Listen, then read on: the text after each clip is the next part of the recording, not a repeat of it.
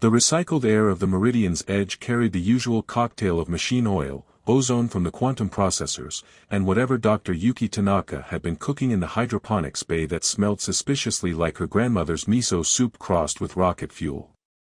Dr. Alexei Volkov inhaled deeply as he made his way down Corridor 7, appreciating the familiar chaos of smells that meant home for the past 18 months.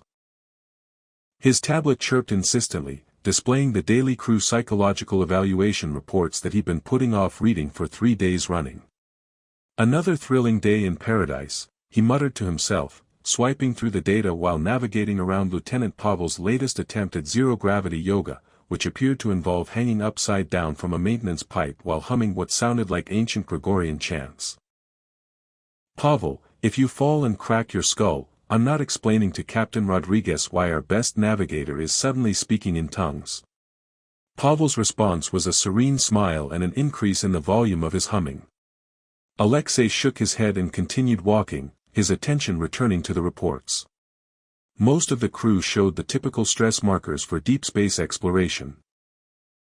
Mild claustrophobia, occasional bouts of cosmic insignificance syndrome, and an alarming increase in the consumption of synthesized chocolate. Nothing unusual there. But one report made him pause mid-stride. Subject designation N7. Naia. 3 months since her rescue from the derelict vessel Whisper's Edge. 3 months of complete withdrawal from all human contact. The psychological evaluation team had officially recommended transfer to Titan Station specialized facilities for extreme cases of xenological trauma response. In layman's terms, they thought she was having an alien nervous breakdown and wanted someone else to deal with it. Alexei frowned at the clinical language used to describe a being who had survived whatever catastrophe had left her ship, a twisted wreck of metal and impossible geometries that still gave the engineering team nightmares. He'd seen the footage from the rescue operation, hull plating that seemed to exist in multiple dimensions simultaneously, corridors that led nowhere and everywhere, and in the center of it all, Naia. Sitting perfectly still in what might have been a command center or might have been a garden, depending on which angle you viewed it from. The lift hummed as it carried him to Deck 12, where the guest quarters had been converted into a comfortable living space for their unexpected passenger. Through the reinforced viewport, he could see her now, silhouetted against the swirling colors of the Kepler 442 nebula. Even in profile, those distinctly pointed ears marked her as other, curving back from her head in an elegant sweep that somehow managed to be both alien and hauntingly beautiful. Still trying to solve the universe's greatest mystery? Dr. Tanaka's voice made him jump. She appeared beside him with the unsettling stealth that all good botanists seem to develop, carrying a steaming cup of what was definitely not regulation coffee. Which mystery would that be? The one where our guest hasn't spoken a word in 3 months, or the one where you've somehow managed to brew actual coffee in a hydroponic facility designed for growing vegetables? Both, actually. And it's not coffee, it's a delightful blend of roasted algae protein and concentrated caffeine extract. Want some? She held out the cup with the innocent expression of someone offering poison disguised as hospitality. I'll pass. I prefer my stimulants to come with fewer syllables in their chemical composition. Alexei gestured toward the viewport. Rodriguez is seriously considering the transfer. Can you blame him? We're a research vessel, not a psychiatric facility. And she's... Tanaka paused, searching for the right words. She's like a ghost. There but not there. It's unsettling. Through the transparent aluminum, Naia remained motionless, her gaze fixed on something far beyond the visible spectrum. Her hair, an unusual shade that seemed to shift between deep brown and copper depending on the light, hung loose around her shoulders. She wore the standard-issue civilian clothing that the medical team had provided, but somehow she made it look like ceremonial robes. Maybe she's not broken, Alexei said suddenly. Maybe she's just homesick. Homesick for what? Her ship was barely recognizable as technology. The physics department is still arguing about whether it was actually from our dimension. Exactly my point. The idea was forming in his mind as he spoke. What if we've been approaching this all wrong? What if the problem isn't that she's traumatized, but that she's stranded in a reality that doesn't make sense to her? Tanaka raised an eyebrow. That's either brilliant or completely insane. Possibly both. Have you shared this theory with the captain? Not yet. I wanted to. The ship shuddered suddenly, and the artificial gravity fluctuated just enough to make Alexei's stomach perform an uncomfortable somersault. Emergency lights flickered on, bathing the corridor in amber warning signals. The intercom crackled to life with Chief Engineer Morrison's distinctly Scottish accent, made even more incomprehensible by stress and static. All hands, we've got a wee problem with the quantum stabilizers. Nothing to worry about, just a minor calibration issue that might cause temporary gravitational anomalies. Try not to float away, yeah. Define wee problem, Alexei called out to the intercom, though he knew Morrison couldn't hear him. The gravity cut out entirely for a moment, and Alexei found himself gently floating toward the ceiling. Through the viewport, he watched Naia's reaction with fascination. While he flailed helplessly in the zero-gravity environment, she moved with fluid grace, her body seeming to understand the physics of weightlessness in a way that defied her months of apparent catatonia. She pushed off from the wall with her fingertips and rotated slowly, her movements so precisely controlled that she looked like she was dancing with invisible partners. Gravity reasserted itself abruptly, dropping Alexei back to the deck with all the dignity of a sack of potatoes. Tanaka, who had somehow managed to keep her feet during the entire episode, looked at him with amusement.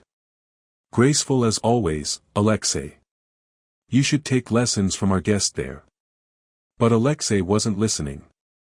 He was staring through the viewport at Naia, who had landed softly and was now looking directly at him. For the first time in 3 months, she was looking at something other than the stars. Her eyes, large and expressive, with an unusual violet tint that seemed to contain flecks of silver, met his through the transparent barrier. The moment lasted perhaps 3 seconds before she turned away, but in those 3 seconds, Alexei saw something that the psychological evaluation reports had missed entirely. Intelligence. Awareness. And something else that might have been curiosity. Morrison, what's the status on those stabilizers? Captain Rodriguez's voice echoed through the ship's communication system. Working on it, Captain. Should have everything sorted in an hour or 2. The quantum field generators are having a bit of a disagreement with local spacetime, but nothing we can't handle. Alexei smiled despite himself. Only Morrison would describe a potentially catastrophic failure of their primary life support systems as a disagreement. The man had once referred to a hull breach as an unscheduled ventilation improvement project. I need to talk to Rodriguez, Alexei said, making a decision that he hoped he wouldn't regret. About the transfer. You're going to recommend against it? I'm going to recommend that we try a different approach first. Give me 2 weeks. Tanaka studied his face carefully. You think you can reach her? I think we haven't been trying hard enough. We've been treating her like a patient instead of a person. Maybe what she needs isn't therapy, maybe she just needs someone to be stubborn enough not to give up. And you're volunteering for stubborn duty? I've been told I have a natural talent for it. Alexei was already moving toward the lift. Besides, what's the worst that could happen? She continues not talking to us. We're already experts at that. As the lift doors closed, he caught one last glimpse of Naia through the viewport. She had returned to her position facing the stars, but something about her posture seemed different now. Less rigid. As if the brief moment of weightlessness had reminded her that not all physics were created equal. The lift carried him toward the command deck, where he would have to convince Captain Rodriguez that sometimes the most scientific approach to a problem was simply refusing to accept that it was unsolvable. He thought about the way Naia had moved in zero gravity, with an understanding of spatial dynamics that suggested her people might experience reality quite differently than humans did. Maybe the key wasn't figuring out what was wrong with her. Maybe the key was figuring out what was right with her, and building from there. After all, if you were going to be stubborn about something, it might as well be hope. Captain Rodriguez had given him 2 weeks, which in deep space terms felt like somewhere between an eternity and a coffee break. Alexei stood outside Naia's quarters with a tray containing what the food synthesizer optimistically called nutritional sustenance, and what any reasonable person would call edible cardboard with delusions of grandeur. He'd also brought a handwritten note, because apparently his plan for first contact involved the kind of dad jokes that made his colleagues question his doctorate. Day 4 of operation, maybe she just needs better material, he muttered to himself, sliding the note under her door.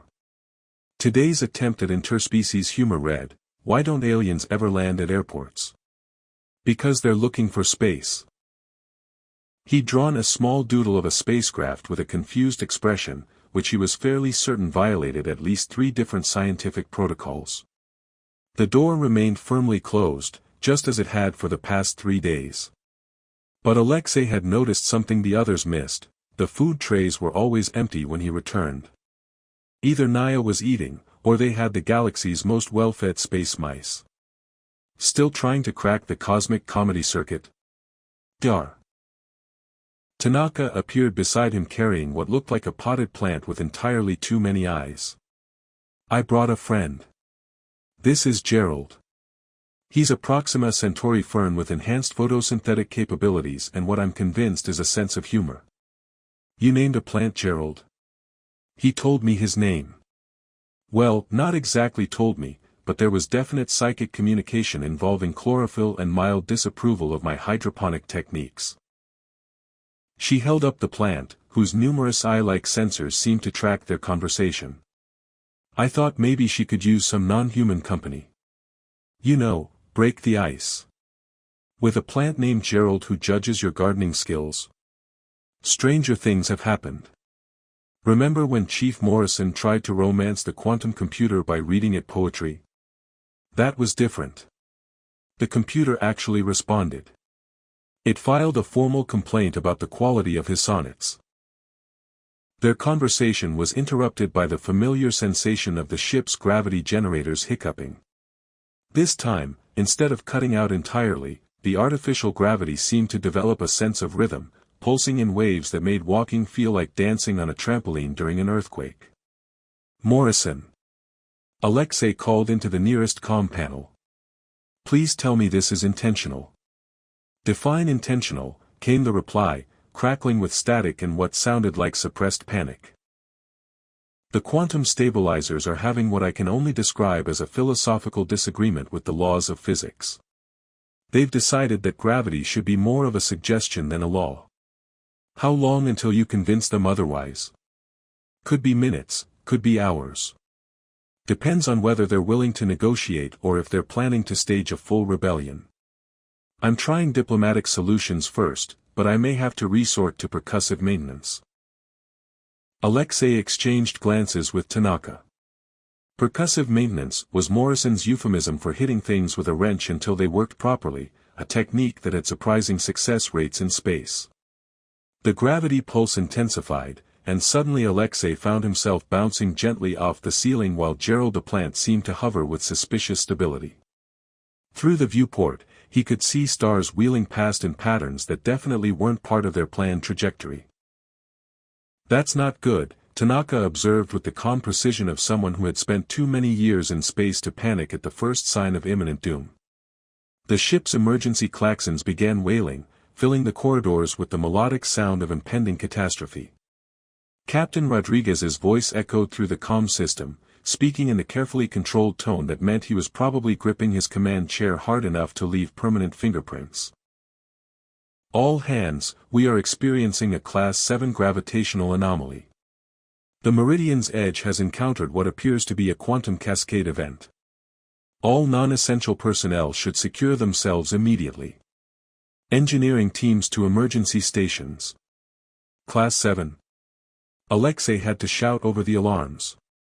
"I thought Class 5 was supposed to be theoretically impossible." "Apparently the universe didn't get the memo," Tanaka replied, still somehow managing to keep Gerald upright despite the fact that up and down had become more like gentle suggestions. The lights flickered, and the ship groaned with the sound of stressed metal. Through the hull, Alexei could hear the quantum processors spinning up to maximum capacity, their harmonic frequencies creating an otherworldly symphony that would have been beautiful if it weren't quite so terrifying. That's when Naia's door opened. She stepped into the corridor with the same fluid grace she'd shown during the gravity fluctuation, moving as if the chaos around them was simply another type of weather. Her pointed ears seemed to twitch slightly, as if she was hearing frequencies beyond human perception. For the first time since her rescue, she looked directly at Alexei and spoke. "The resonance harmonics are inverted," she said, her voice carrying a musical quality that seemed to cut through the alarm noise. "Your quantum stabilizers are fighting the natural flow instead of guiding it." Before Alexei could respond, she was moving down the corridor with purpose, her steps perfectly timed to the rhythm of the gravity pulses. She seemed to know exactly where she was going, navigating the ship's layout as if she'd been studying the blueprints for months. "Should we follow her?" Tanaka asked, still clutching Gerald protectively. "Absolutely," Alexei replied, pushing off from the wall to propel himself after Naia. "At this point, I'm willing to trust anyone who speaks in complete sentences and seems to understand what's happening."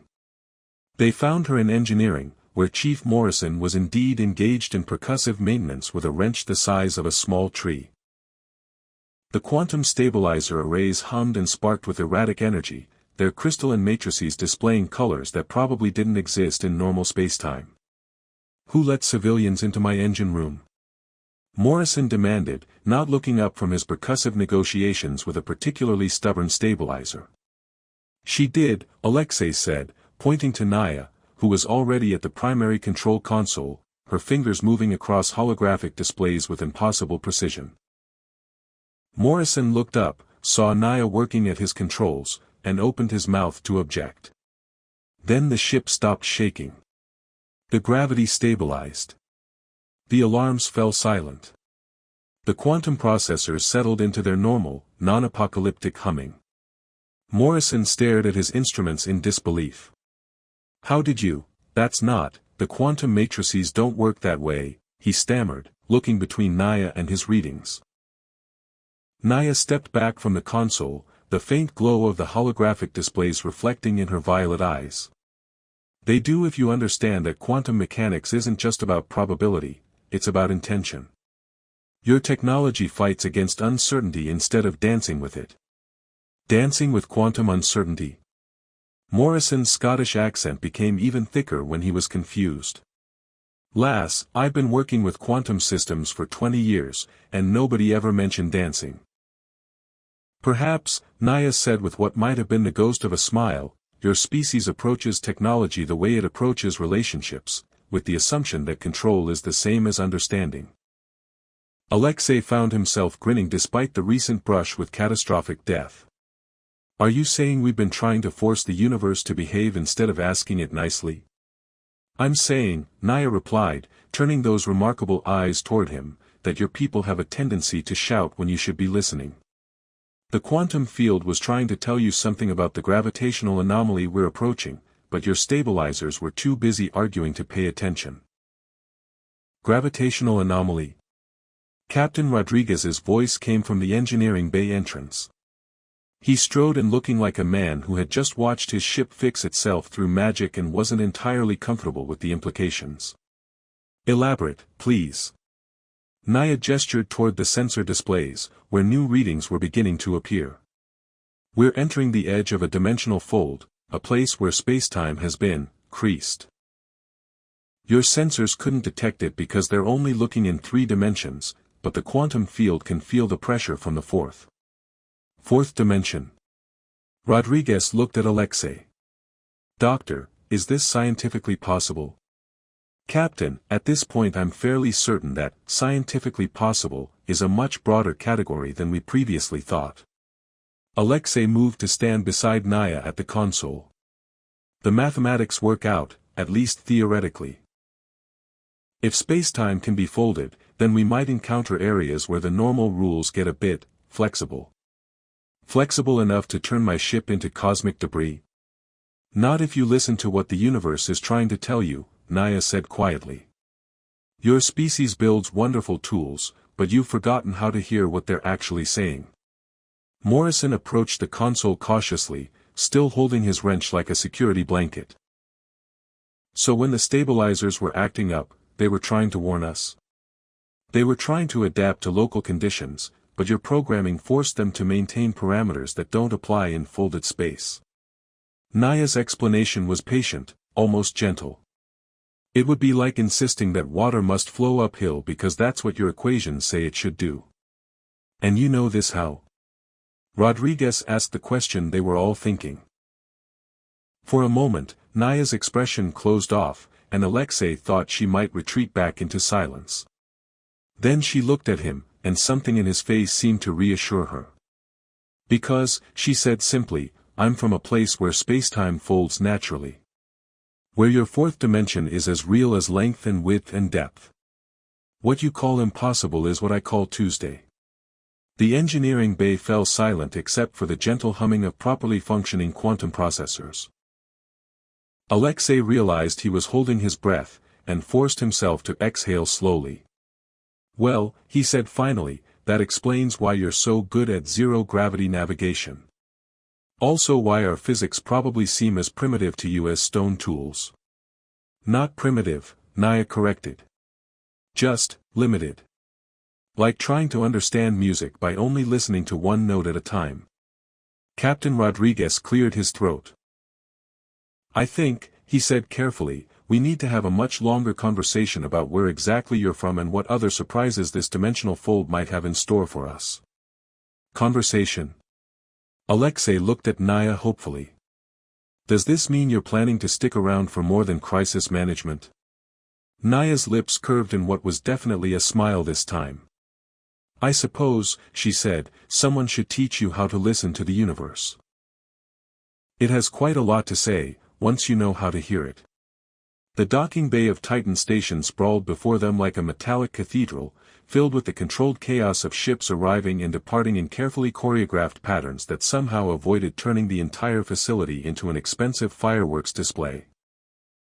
Alexei watched through the viewport as their transport shuttle navigated between massive cargo haulers and sleek diplomatic vessels, each one representing a different corner of human space. I still can't believe Rodriguez approved this field trip, Dr. Tanaka muttered from the seat beside him, clutching her sample case containing Gerald and 3 other plants whose names were apparently unpronounceable in human languages. A routine inspection of quantum laboratories does not typically require bringing our resident dimensional expert along for the ride. Routine inspection. Alexei glanced toward the back of the shuttle where Naia sat with her usual serene composure, seemingly unbothered by the fact that she was supposed to be transferred to psychiatric evaluation in approximately 6 hours. There's nothing routine about a facility that claims to have figured out how to fold spacetime like origami. Point taken. Still, smuggling her off the ship in a maintenance cart filled with hydroponic equipment was possibly the most ridiculous plan you've ever conceived. And that's including the time you tried to prove that quantum entanglement could be used for faster-than-light pizza delivery. Hey, that experiment would have worked if the pepperoni hadn't achieved consciousness during the quantum tunneling process. Besides, the maintenance cart plan was brilliant in its simplicity. Nobody ever suspects the vegetables. Naia's voice carried from behind them with a hint of amusement. In my experience, the most effective deceptions involve elements so absurd that rational minds refuse to consider them possible. Your species has an admirable talent for creative problem solving. Creative problem solving, Tanaka repeated. Is that what we're calling felony kidnapping now? Technically, it's protective custody, Alexei corrected. With emphasis on the protective part. Do you have any idea what Titan Station's psychiatric facilities do to alien subjects who don't fit their standard treatment protocols? Enlighten me. Remember Dr. Harrison's reports on the Andromedans? 3 months of therapeutic intervention, and they lost the ability to navigate in higher dimensional space. Permanently. The treatment literally rewired their neural pathways to think in 3 dimensions only. Tanaka's expression sobered. That's not treatment, that's lobotomy. Which is why, Alexei said, watching the docking clamps engage with their shuttle, we're going to make sure Naia stays safely in the company of people who appreciate her unique perspective on reality. The airlock cycled with a hiss of equalizing pressure, and they stepped into Titan Station proper. The main concourse bustled with the usual mixture of scientists, traders, diplomats, and the occasional tourist who had gotten spectacularly lost while trying to find the bathroom. Overhead, massive holographic displays showed real-time feeds from various research projects, including what appeared to be someone's attempt to teach quantum mechanics to a group of surprisingly attentive dolphins. Dr. Volkov. A young technician in a crisp Titan Station uniform approached with the eager expression of someone who had been waiting for this moment since breakfast. I'm Lieutenant Chen, your liaison for the laboratory inspection. We're very excited to show you our latest breakthroughs in dimensional fold technology. Dimensional fold technology? Alexei kept his voice carefully neutral while internally wincing at the implications. How fascinating. What exactly have you managed to achieve? We've successfully created stable microfolds in local space-time. Nothing major, just tiny creases that allow us to step through one door and emerge from another across the station. The applications for transportation are incredible. Naia had gone very still beside him, her pointed ears twitching in a way that Alexei had learned meant she was either deeply interested or deeply concerned. Possibly both. These microfolds, she said quietly, how many have you created? Lieutenant Chen beamed with pride. Hundreds. Each experiment teaches us something new about the nature of dimensional boundaries. We're planning to scale up to larger folds within the month. Imagine being able to step from Earth directly to Alpha Centauri. Imagine indeed, Naia murmured, and Alexei caught the tremor in her voice that suggested they were about to learn something unpleasant. The tour began innocuously enough, with demonstrations of basic quantum manipulation and some genuinely impressive work on gravitational wave detection. But as they moved deeper into the facility, the technology became increasingly familiar to Alexei. Not because he understood it, but because he'd seen similar geometric patterns drawn on every surface of Naia's quarters. This is our crown jewel, Chen announced, leading them into a laboratory that hummed with barely contained energy. The dimensional fold generator. We can create temporary pathways through what we call accordion space, areas where reality can be compressed and expanded at will. The machine itself was beautiful in the way that dangerous technology often was. Crystalline matrices arranged in impossible spirals, energy conduits that seemed to bend light around them, and at the center, a viewing portal that showed not empty space but a kaleidoscope of realities layered one upon another. How many realities can you access through this device? Naia asked, her voice carefully controlled. We're not sure yet. The theoretical upper limit might be infinite, but we've only managed to peek into maybe a dozen so far. Most of them appear to be uninhabited, just empty space with different physical laws. Perfect for testing our theories without causing any harm. Alexei watched Naia's face go white. Uninhabited, she repeated. Well, we haven't detected any technological signatures or radio transmissions. No cities, no spacecraft, no signs of civilization. Just pristine cosmic real estate waiting to be explored. Chen, Alexei said carefully, would you mind showing us the readings from these uninhabited realities? I'd like to see the data. Of course. The sensor logs are fascinating. Look at this one. Chen pulled up a holographic display showing what appeared to be a star system with planets arranged in perfect geometric patterns. No indication of artificial construction, but the orbital mechanics are so precise it's almost like someone designed them. Probably just a statistical anomaly. Naia stepped closer to the display, her hands trembling slightly. This system, what did you call it? We designated it Reality Delta 7. Lovely, isn't it? The star has this unusual spectral signature that's my home, Naia said quietly. The laboratory fell silent except for the humming of the dimensional fold generator. Chen stared at her with the expression of someone whose worldview was undergoing rapid and uncomfortable revision. I'm sorry, what did you say? Reality Delta 7. That's the star system where I was born. Those, perfectly arranged, planets. They're architectural structures.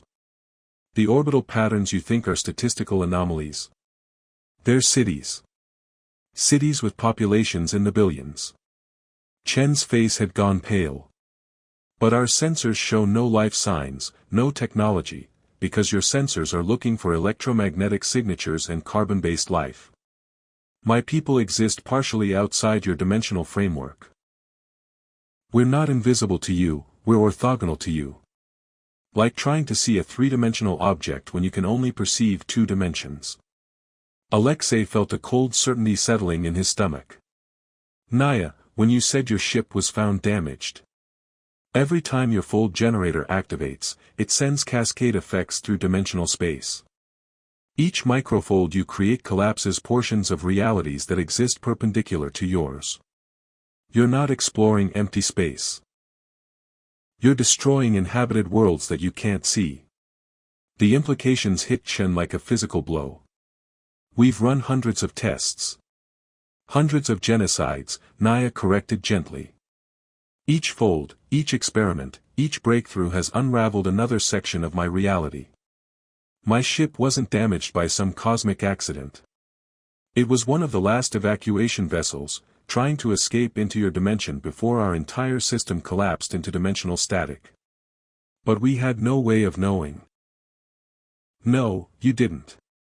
And I couldn't tell you because explaining would have required teaching you the mathematics to detect my people, which would have accelerated your research and made the problem worse. Alexei stared at the dimensional fold generator with new understanding. The geometric patterns in your quarters. You were mapping the damage. Calculating how much time we had left before the cascade effects reached the core dimensional substrates. Based on your current rate of experimentation, I estimated perhaps 3 more months before complete reality collapse. The laboratory's alarms suddenly began wailing, and the fold generator's energy patterns shifted from controlled spirals to chaotic fluctuations. Emergency lights bathed everything in harsh red illumination as technicians scrambled to their stations. What's happening? Chen demanded, his voice cracking with stress. Cascade failure in the dimensional matrix. One of the technicians shouted over the noise. The fold pathways are destabilizing simultaneously. We're getting feedback from multiple realities. Through the viewing portal, instead of the usual kaleidoscope of ordered dimensions, they could see what looked like cosmic chaos, realities colliding and merging, physical laws breaking down, entire star systems being torn apart by forces that shouldn't exist. Can you shut it down? Alexei asked. We're trying, but the emergency protocols aren't responding. It's like the machine is fighting us. Naia stepped toward the control console, her expression grim. It's not fighting you. It's trying to save itself. The dimensional feedback is causing the generator to automatically attempt emergency stabilization, but your technology doesn't understand what it's trying to stabilize against. Can you fix it? I can try to guide the collapse in a way that minimizes the damage to both our realities. But I'll need to interface directly with the quantum matrices, and I can't guarantee what that will do to me. Absolutely not, Alexei said immediately. There has to be another way. There isn't time. Every second we delay, more dimensional substrate collapses. I've already lost my home, I won't lose yours too. The station shuddered as gravitational waves rippled through local spacetime. Somewhere in the distance, they could hear the sound of emergency bulkheads sealing as sections of the station were evacuated. Naia, Alexei said, moving to stand beside her at the control console, if you're doing this, you're not doing it alone. You can't help with the dimensional calculations. Your neural pathways aren't configured for multidimensional mathematics. Maybe not, but I can make sure you don't collapse from exhaustion while you're saving the universe. Someone needs to monitor your vital signs and keep you grounded in this reality. This is extremely dangerous, Chen protested. Station regulations clearly state, station regulations, Tanaka interrupted firmly, don't cover interdimensional crisis management. Right now, I think we defer to the experts. She set down her sample case and began pulling out portable monitoring equipment. Gerald and the other plants can help stabilize the local quantum field. Apparently they're naturally sensitive to dimensional fluctuations. Naia looked at Alexei with something that might have been gratitude. Why are you doing this? You barely know me. Maybe, Alexei said, linking his tablet to the monitoring system, but I know enough. You could have let us continue destroying your reality while staying safely silent. Instead, you're risking everything to save people who accidentally committed genocide. That tells me everything I need to know about who you are. Besides, he added with a grin that was only slightly forced, someone has to stick around to make terrible jokes about quantum mechanics. The universe would be unbearably serious without that. Despite everything, Naia smiled. In that case, she said, placing her hands on the dimensional fold generator's crystalline interface, let's see if we can teach your technology how to fold space without breaking it first. The Meridian's edge hummed with a different quality now, its quantum processors synchronized to harmonics that shouldn't have been possible with human technology alone. 6 weeks had passed since the Titan Station incident, and the ship's transformation from pure research vessel to interdimensional diplomatic platform still amazed Alexei every time he walked through the corridors. The walls themselves seemed to shimmer occasionally, as if reality was gently reminding everyone that it had more dimensions than they'd previously appreciated. The dimensional stability readings are holding steady, Naia reported from her position at the new hybrid console that merged human engineering with what she diplomatically called orthogonal physics. Her pointed ears twitched slightly as she monitored frequencies that existed somewhere between sound and mathematics. The communication array should be ready for full activation within the hour. Alexei looked up from his own station, where he was attempting to translate emotional concepts into multidimensional mathematics with about as much success as teaching quantum mechanics to a particularly stubborn houseplant. Define ready in terms that won't make Morrison have another existential crisis about the nature of causality. The fold space transmitter will allow real-time communication between your dimension and what remains of mine without causing further cascade damage to either reality. Think of it as a quantum telephone that speaks in geometric poetry. Geometric poetry, Dr. Tanaka mused from her corner of the lab, where she was tending to what had become the ship's unofficial interdimensional garden. Gerald the Fern had apparently made friends with several plants from Naia's home reality, resulting in hybrid species that grew in directions that hurt to look at directly. I'm still processing the fact that your people communicate through mathematical equations that have emotional content. And I'm still amazed that your people can convey complex philosophical concepts through the arrangement of facial muscles and vocal cord vibrations, Naia replied with a smile that had become increasingly frequent over the past weeks. Though I admit, Alexei's jokes work surprisingly well in both languages. Humor appears to be a universal constant. Universal constant. Captain Rodriguez entered the lab carrying a cup of what was definitely not regulation coffee and wearing the expression of someone who had given up trying to understand his own ship. Are you telling me that bad puns transcend dimensional boundaries? Apparently so, Alexei confirmed. Though I'm told that in Naia's dimension, they're considered a sophisticated art form rather than a crime against language.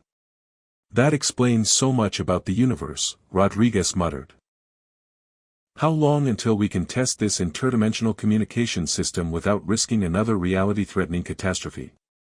The preliminary tests have been stable, Naia assured him. The new safety protocols should prevent any accidental genocides. We've essentially taught your technology to ask permission before entering other realities, rather than barging in like uninvited dinner guests. The communication array powered up with a sound like wind chimes made of crystallized starlight. Holographic displays throughout the lab showed dimensional readings that bent perception in impossible directions, while the quantum processors sang harmonies that made the ship's cats purr in frequencies that violated several laws of physics. Incoming transmission, announced the ship's AI in a voice that had recently developed what could only be described as interdimensional seasoning. Origin point, reality designation Naia Prime, dimensional coordinates. Well, the coordinates exist, but they're rather impatient with being described in linear terms. A figure materialized in the transmission field, humanoid but distinctly other, with the same pointed ears as Naia and eyes that seemed to contain entire star systems. When it spoke, the words arrived as music that translated itself into meaning. Naia of the far wandering, you have done the impossible thing, the figure said, its voice carrying harmonics that made everyone present feel homesick for places they'd never been. The cascade has stabilized. The reality wounds are healing. Our builders sing songs of gratitude for the small clever humans who learned to listen. Naia's composure cracked slightly, and Alexei was surprised to see tears in her violet eyes. Keth of the deep calculations, I feared all was lost. The dimensional substrate readings showed truth that was, not truth that could become. Your human friends proved that healing can happen faster than breaking, when the proper harmonies are sung. We have much to discuss, but first, the figure's attention turned to Alexei, and he felt like he was being evaluated by a particularly benevolent star. You are the one who would not abandon. That's one way to put it, Alexei managed, feeling like he was taking an exam in a subject he'd never studied. I'm Dr. Alexei Volkov. I specialize in stubborn optimism and questionable life choices. Ah, the humor weaver. Naia has spoken much of your gift for finding laughter in the spaces between despair. This is a rare talent, valued highly among our people. We have a proposal. Captain Rodriguez stepped forward. What kind of proposal? Joint research initiative. Your species brings creativity and intuitive problem-solving that our mathematical approach sometimes lacks. We bring understanding of dimensional physics that could advance your technology by centuries. Together, we could explore the universe without accidentally destroying it. And the catch? Rodriguez asked with the wariness of someone who had learned that cosmic opportunities usually came with cosmic complications. No catch, as you say, but rather a requirement. All joint missions must include at least one humor weaver, to ensure that the serious business of expanding knowledge doesn't crush the joy that makes knowledge worth having. Alexei blinked. Are you offering me a job as an interdimensional comedian? More like an interdimensional morale officer, Naia said, moving to stand beside him. Someone who can find the human element in cosmic mysteries and make sure we don't lose sight of why we're exploring in the first place. The universe, the transmission figure continued, is vast and strange and wonderful, but it can also be overwhelmingly serious. Laughter creates spaces where new possibilities can grow. Your species has taught us that wisdom and silliness are not opposites, but dance partners. Chief Morrison's voice crackled over the intercom. Captain, I hate to interrupt what sounds like a very important cosmic conversation, but we're getting readings from the hyperspace sensors that suggest something large is approaching our position. Something that's apparently decided the normal rules of spacetime are more like guidelines. Through the lab's viewports, they could see space itself beginning to fold like origami. A ship emerged from the dimensional pleats. Or perhaps ship was too limiting a term for something that existed in at least 7 dimensions simultaneously and appeared to be part architecture, part living organism, and part musical composition made solid. Ah, said the figure in the transmission, the delegation has arrived. We thought it might be appropriate to conduct the first formal diplomatic contact in person. Or rather, in presence, since person doesn't quite capture the full scope of multidimensional beings. Delegation. Rodriguez looked like he was rapidly calculating whether the ship's protocol manual covered interdimensional first contact. How many beings are we talking about? 17 from our reality, plus representatives from 3 other dimensional frameworks that were affected by the Cascade crisis. Oh, and the temporal custodians wanted to send an observer, though they're still arguing about which century to attend from. Dar. Tanaka looked up from her plants, several of which were now glowing in response to the approaching ship. Gerald says the newcomers brought gifts. Apparently plant-based diplomatic presents are universal. Gerald is becoming disturbingly well-informed, Alexei observed. Should we be concerned that our houseplants have better interdimensional contacts than our intelligence department? At this point, Rodriguez said with the resignation of someone whose job description had evolved well beyond anything resembling normal, "I'm just grateful someone on this ship knows what's going on. Volkov, I'm promoting you to Senior Interdimensional Relations Specialist, with full authority to improvise protocols as needed." Does that come with a pay raise? It comes with the knowledge that you're helping prevent accidental wars between realities. I figure that's payment enough. The docking process for a multidimensional vessel turned out to involve a lot of mathematical poetry and what Morrison described as aggressive negotiation with the fundamental forces of existence. But eventually, the impossible ship settled into what might generously be called a parking space adjacent to the Meridian's edge. The first interdimensional diplomatic reception in human history took place in the ship's main cargo bay, hastily converted into something resembling a conference room through the liberal application of holographic projectors and Gerald's extended plant family. The representatives from various realities were as diverse as physics allowed. Some humanoid, others geometric abstractions, and at least one that appeared to be a sentient mathematical equation with strong opinions about the proper way to fold spacetime. "Before we begin formal proceedings," announced the lead delegate, whose name translated roughly to, "the one who counts stars for fun," "we must acknowledge the debt owed to the humans Naia and Alexei, whose refusal to accept impossibility created the bridge between our worlds." "It wasn't just us," Alexei protested. "The entire crew worked too." But you were the one who said, 'Come here,' when everyone else said, 'Give up,'" Naia interrupted gently. "In my language, there's a concept that translates roughly to, stubborn hope that reshapes reality. You taught me that sometimes the most profound act of scientific discovery is simply refusing to abandon someone. And you taught me," Alexei replied, "that the universe is much stranger and more wonderful than I ever imagined. Also that my jokes work in higher dimensions, which is probably the greatest validation of my life's work." The formal treaties took 3 days to negotiate, mostly because several of the delegates existed in nonlinear time and kept trying to sign documents before they were written. But eventually, they established the framework for the Interdimensional Research Cooperative, with the Meridian's Edge serving as the first joint facility.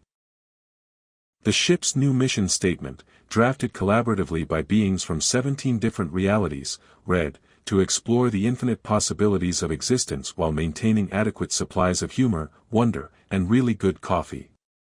Also to avoid accidentally destroying anything important."